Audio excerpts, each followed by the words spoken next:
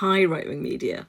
A fascinating read of Dan Hodges' post today saying how, public trust in politicians is rock bottom and questions why that is and says, is it any wonder given the debacle that we're now seeing? He then goes on to say that actually there's been a fight for a national inquiry for a year. Labour have only been in power since July, so that's 11 months. But, details. In fact, the grooming scandal raised its ugly head again in January, so that's 6 months ago.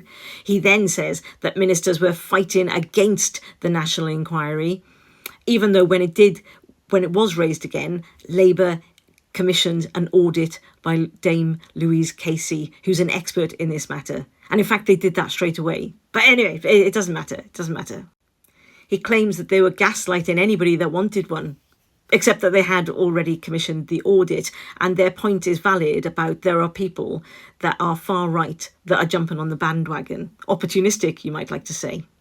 He then says that they were finally forced to change their minds.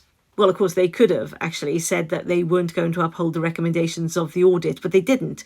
Within a few days, they'd already decided that they would implement all the recommendations of the audit. He then claims like a year later, even though it was just 6 months later, they're backtracking, although they're just implementing the findings of the audit, which Baroness Casey herself said last night was the right thing to do. Interestingly, that post is underneath Dan's pinned post, which is basically a trophy post about Currygate. Remember the thing that actually an investigation found that Starmer was completely innocent in all of that, but is an allegation that has stayed with them in terms of hypocrisy. For sure, a collapse in trust in politics.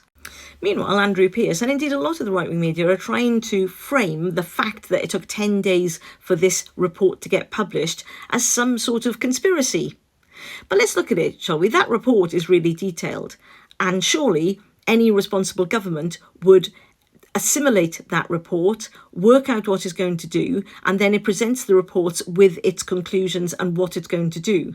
Surprisingly enough, I don't think that's a quick job. I think that's quite a detailed piece of work that needs to be done. We also know that the government contacted grooming gang survivors to tell them before they told us, which I seem to think is the decent thing to do.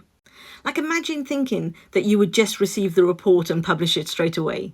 Surely the question is, do these client journalists like Andrew Pearce and Dan Hodges, do they know what they're doing? Are they being paid to undermine governments? Or are they just doing it for shits and giggles? Anyway, good chat, as you were.